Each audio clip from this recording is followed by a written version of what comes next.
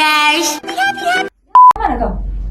Belakang aja. Atau nggak di antara bangku Anissa sama Enzo sama ini kan soalnya bangku Sina dia ada tangannya. Ada berarti. Oh, bangku Sina ada tangannya. One, two, three, go.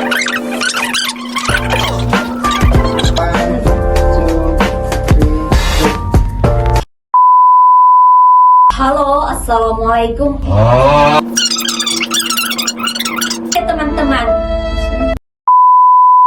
Halo, assalamualaikum warahmatullahi wabarakatuh. Kembali lagi bersama saya Nadia di Biber Podcast Bincang Bersama. Oke teman-teman, di sini saya sebagai moderator pembawa acara pada podcast kali ini. Di sini saya tidak sendiri dong. Saya mengundang rekan-rekan terkece saya yang diundang dari Universitas Islam Negeri Sumatera Utara. Halo Kak, halo Bang. Halo.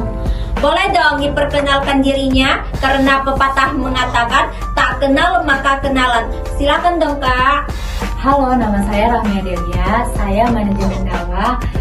Saya sebagai narasumber. Halo, nama saya Nur Anisari Donga, jurusan manajemen dakwah. Saya sebagai narasumber. Hai, saya Fitra Labib. Saya dari jurusan manajemen dakwah. Saya sebagai pemahaman materi HAM dan sebagai editor.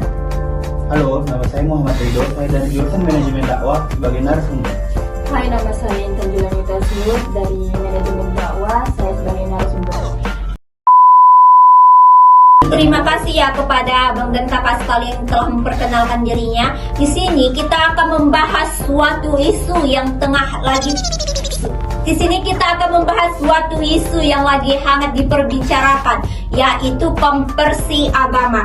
Baik, di sini saya mau menanya rekan-rekan saya, Bang dan Kakak sekalian, bagaimana sih menurut kalian konversi agama yang telah lagi marak pada saat ini? Menurut saudara gimana? Menurut saya sih boleh-boleh aja, karena itu kan haknya individu untuk memilih ajarannya masing-masing yang ingin dianutnya.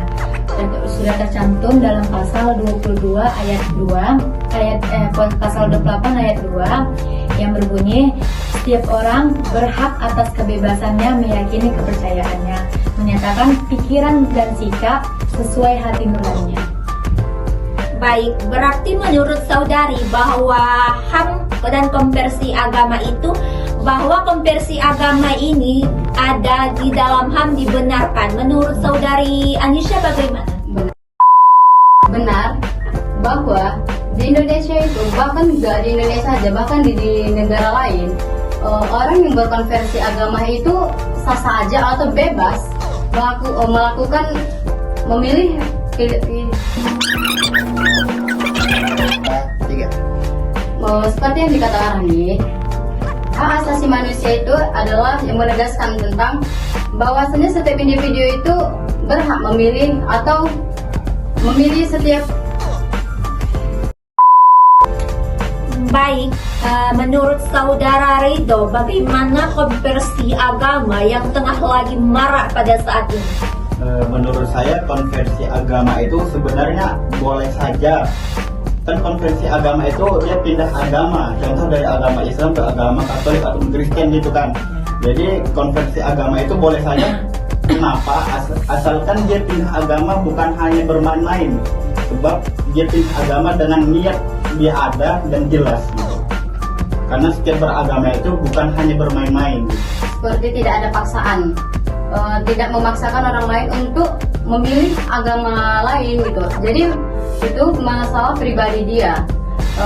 Terserah dia mau milih yang mana, mau milih keyakinan atau kepercayaan yang lain.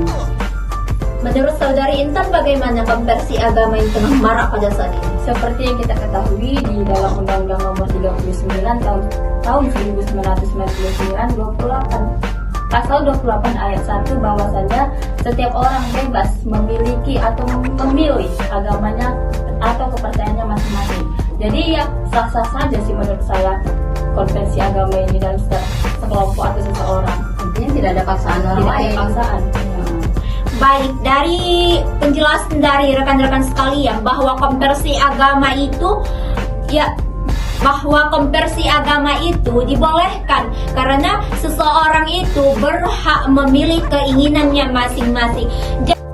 Jadi timbul sebuah pertanyaan yang akan kita ulik, pembahasannya gini, jika konversi agama itu yang tengah marak pada saat ini, apakah konversi agama itu kategori atau masuk ke dalam HAM tersebut? Menurut saudari bagaimana?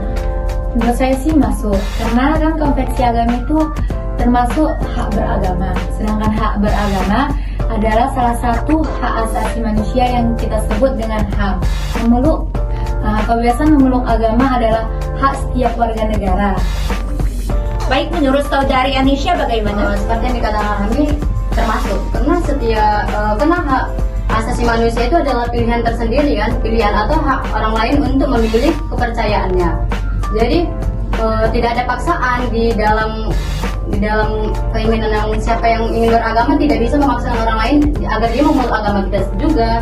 Jadi menurut saudari Rahmi dan Anisha bahwa konversi agama itu termasuk ke dalam HAM karena hak seseorang untuk memilih agamanya sesuai dengan keinginannya masing-masing. Jadi kalau menurut saudara Ridho, konversi agama itu apakah udah termasuk ke dalam HAM? Kalau menurut saya pribadi, konversi agama itu termasuk dalam HAM. Sebab apa? Karena kan konversi agama itu kita itu berpindah dari agama satu ke agama yang satu lagi. Nah, sebab dari itu kan kita tidak boleh memusuhi saudara kita yang pindah dari agama kita ke agama orang lain. Kalau dalam konteks saudara, dia memang tidak saudara seagama kita, akan tetapi dia saudara sebangsa. Sebab itu HAM itu kan hak asasi manusia, kita harus melindungi saudara kita walaupun dia bukan lagi saudara dalam beragama. Intinya saling toleransi beragama, saling menghargai agama orang lain. Sebab kita pun tidak boleh memaksa dia untuk ikut kembali ke agama kita, dan agama kita pun tidak mengajarkan paksa memaksa. Sebab Al-Quran telah menjelaskan di dalam surah Al-Baqarah ayat 256 yang bunyinya la ikraha fid din, tidak ada paksaan dalam beragama. Jadi menurut saudari Intan bagaimana konversi agama itu apakah termasuk ke dalam HAM?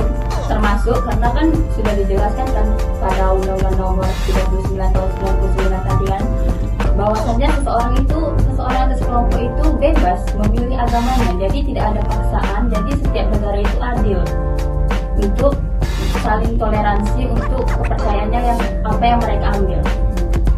Baik, dari penjelasan dari rekan-rekan kita semua bahwa ada satu HAM dan pasal, bahkan undang-undang, bahkan ayat sekalipun yang membebaskan seseorang untuk melakukan keinginannya dan masuk ke agama yang telah diyakininya.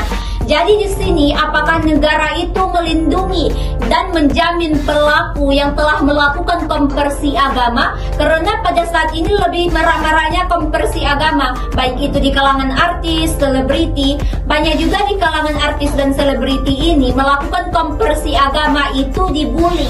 Jadi menurut saudara sekalian, bahwa konversi agama yang dilakukan oleh para orang itu apakah dijamin dan dilindungi oleh negara kita ini? Menurut saudari bagaimana? Wajib dilindungi sih, karena kan memang negara ini bertanggung jawab atas setiap individu yang memilih pilihannya tersendiri gitu, agar tidak terjadi penindasan atau ditimbulkan konflik lah. Iya. Jadi menurut saudara Ridho bagaimana? Untuk masalah melindungi bukan hanya dengan konversi agama negara harus melindunginya, akan tetapi setiap negara itu wajib melindungi rakyatnya. Jadi bukan hanya dengan konversi agama, bukan hanya dia berpindah agama harus kita lindungi, ataupun dia beragama satu harus kita lindungi. Karena setiap agama wajib melindungi kalau di dalam konteks bernegara kan. Tapi kalau dalam konteks beragama, seperti sabda Rasulullah SAW, irhamu man fil ardi wa irhamu man fis sama. Barang siapa yang menyayangi makhluk yang ada di bumi, maka yang di langit akan menyayanginya. Baik, menurut saudari Intan itu bagaimana? Apakah seorang atau pelaku yang melakukan konversi agama itu apakah dijamin oleh negara? Seperti yang kita ketahui kan, negara Indonesia atau setiap negara kan memiliki HAM atau hak asasi manusia. Jadi untuk kepercayaan mereka yang mereka ambil, jadi sah-sah saja sih sebenarnya, karena kan sudah terdapat dalam hak asasi manusia. Setiap negara pasti mempunyai HAM. Nah Jadi Jadi bebas harus lah. dilindungi, Ya. harus orang itu juga mendapatkan keadilan. Dan di negara kita ini pun bukan hanya satu agama gitu kan. Negara ini Iya. kita kan termasuk negara yang beragam-ragam agama. Jadi kalau untuk masalah dijamin ya udah pasti dijamin, sebab negara kita ini toleransinya yang sangat kuat gitu. Tinggi lah. Baik, dari penjelasan bahwa pelaku yang melakukan konversi agama itu dilindungi oleh negara kita. Bahkan di dalam agama sendiri pun seseorang yang melakukan atau memilih keinginan agamanya itu dilindungi. Karena sudah disampaikan oleh rekan kita hadis yang telah disampaikan untuk melindungi agama. Bukan karena agamanya itu tersendiri, melainkan kita sebuah negara. Baik itu sendiri. Jadi negara melindungi para pelaku konversi agama itu sendiri. Baik, tidak membedakan antara agama lain dan lain. Soalnya kita pun mempunyai Bhinneka Tunggal Ika. Berbeda-beda tetapi tetap satu tujuan. Jadi negara kita ini melindungi para pelaku itu tidak boleh dibully, karena menjamin dan paling melindungi negara ini. Karena kita sesama negara ini saling merangkul, bukan memukul. Baik saudara sekalian, dari konversi agama ini dan yang terkait dengan HAM ini, apakah ada seorang ahli ataupun teori yang mendukung dari konversi agama ini? Baiklah, seperti yang kita ketahui menurut Max Hayridge tahun 2010 mengatakan bahwa setiap seseorang atau sekelompok berhak memilih atau bebas memilih agama atau kepercayaan mereka masing-masing. Baik, berarti ada suatu teori ataupun pendapat para ahli bahwa seseorang itu berhak melakukan atau meyakini agamanya sesuai dengan kepercayaannya. Baik, satu lagi kita akan mengundang rekan kita yang telah menyimpulkan dari materi-materi yang telah kita ulik pembahasannya pada podcast kali ini.